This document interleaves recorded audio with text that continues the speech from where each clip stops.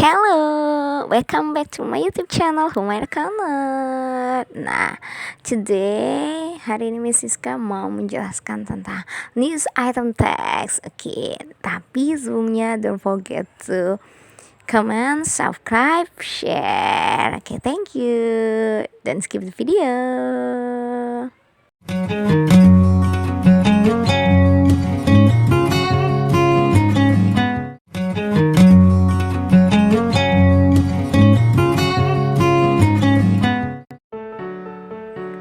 Wow, sebenarnya news item teks ini gimana sih? Dia perbedaannya kira-kira sama teks yang lainnya itu gimana?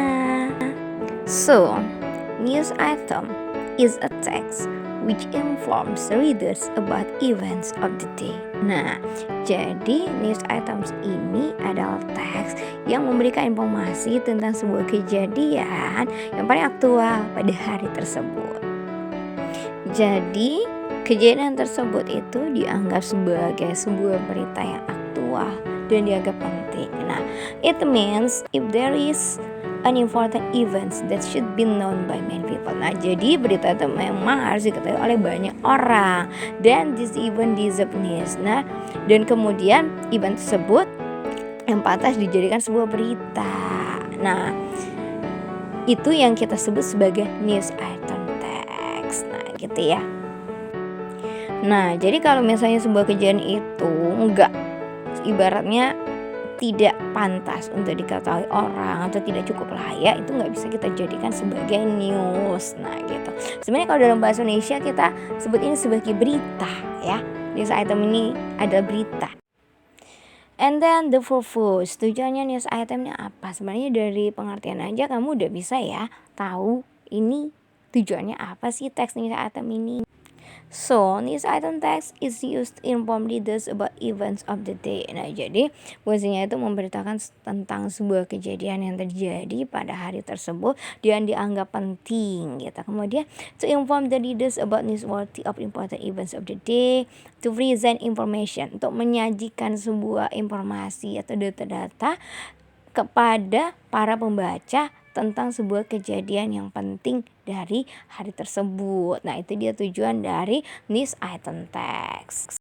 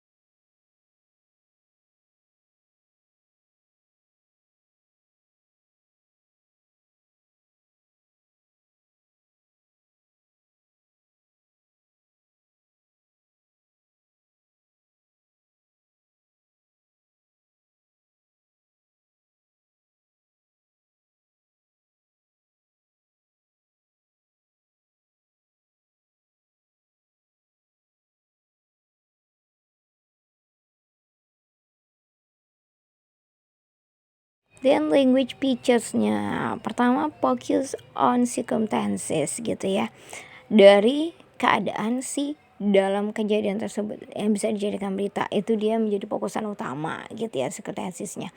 Kemudian using saying verb gitu ya, atau direct indirect speech gitu ya, jadi ada she, said, inform, told, itu dia penanda sebagai saying verb. Kemudian sometimes at the beginning of the news the scene is mentioned. Nah, biasanya kalau di awal-awal berita, dalam awal kejadiannya itu dijelaskan di mana kejadian tersebut terjadi, such as in Jakarta or Kuala Lumpur, etc. Kemudian using past tense in explaining news events. Nah, jadi kalau biasanya kita menggunakan past tense dalam news item ini untuk menceritakan atau menjelaskan tentang kejadian dari si berita tersebut. Nah, tetapi but if it is a fact, nah kalau misalnya itu ada dia berita bukan, sorry, maksudnya adalah sebuah fakta, maka we can use simple present tense. Nah, kalau itu misalkan kejadian itu atau suatu itu adalah fakta, kita pakainya present tense. Nah, kemudian short telegraphic information about story capture in headline. Nah, fungsi dari si headline itu adalah sebagai yang mewakili isi dari si berita. Biasanya dia itu kalimatnya dibuat padat, jelas, singkat, dan semenarik mungkin. Kemudian using adverbs of time, place, manner gitu ya. Kita pakai kata keterangan waktu, tempatnya di mana, kemudian manner. Kemudian using material process. Nah, kalau material process ini berkaitan dengan si pelakunya melakukan suatu kejadian. Nah, gitu ya, si partisipannya, si aktornya itu melakukan sebuah kejadian. Itu dia kalau material process. Untuk retell the events, untuk memberitahukan si kejadian. Nah, itu dia language features dari news item text. So, nah biar kamu lebih paham, I give you one example of news item text. Nah, sini ada headline-nya atau judulnya, yaitu The Biggest Insect Was Found. Jadi dalam judulnya ini sudah dibuat semenarik mungkin gitu ya. Jadi judulnya adalah serangga terbesar setelah ditemukan gitu ya. Kemudian tadi kita masuk ke generic section-nya. Kita punya newsworthy event. Nah, gitu ya. An explorer has found the biggest insect ever on record. Nah, gitu. So large it can scoop a carrot. The insect is called weta bug. Nah, gitu ya. Jadi sudah ditemukan sebuah serangga terbesar yang pernah terdeteksi terdata ya. Itu sangat besar gitu ya, sebesar wortel yang disebut sebagai serangga weta gitu ya, weta bugs. Nah, gitu ya. Ini kita sebutkan sebagai newsworthy events. Nah, intinya dari si berita tersebut gitu, newsworthy events. Gitu. Kejadiannya apa yang terjadi, yaitu tertemukan si weta bug. Kemudian background events. Nah, latar belakangnya yang mengikuti dari si kejadian tadi gitu ya. An entomologist Mark Moffat 55 discovered the cricket-like creature up a tree on New Zealand's Littlebury Island. Nah, jadi seorang ahli serangga gitu ya, namanya Mark Moffat, usianya 55 tahun, menemukan sebuah si weta bug ini letaknya ada di sebuah pohon di pinggiran pulau, yaitu yang ada di New Zealand, Selandia Baru gitu. He spent 2 days searching for the creepy crawler which were thought to be extinct after Europeans brought rats to the island many years ago. Nah, gitu. Jadi dia menghabiskan waktu kita 2 hari untuk mencari gitu ya, di mana letaknya si serangga tersebut gitu ya. Jadi pada zaman dulu orang-orang Eropa itu membawa tikus-tikus ke pulau tersebut gitu ya. Itu adalah latar belakang mengapa dia berasumsi gitu ya, mulai pencarian di daerah tersebut. Kemudian di sini ada source-nya. Nah, source-nya itu adalah saying verb ya. Kita menggunakan direct and indirect speech ya. Kalau direct itu kalimat langsung, indirect kalimat tidak langsung. Nah, di sini ada kita gunakan direct speech ya. This became all the more amazing when they realized that this was the largest insect recorded. Nah, gitu. Ini merupakan sebuah hal yang benar-benar luar biasa dan pernah kita sadari bahwa ini merupakan serangga terbesar yang pernah ditemukan, si markset. Ini adalah penanda dari saying verb dan juga direct speech. Direct speech itu dia kita awali dengan tanda petik di awal dan juga di akhir. Nah, kalau perbedaannya sama indirect itu biasanya she said that gitu ya. Mark said that itu tadi kalau dia bisanya menjadi si indirect speech. Nah, itu dia source. Source itu adalah perkataan dari si ahlinya di sini, yaitu si Mark said ya gitu.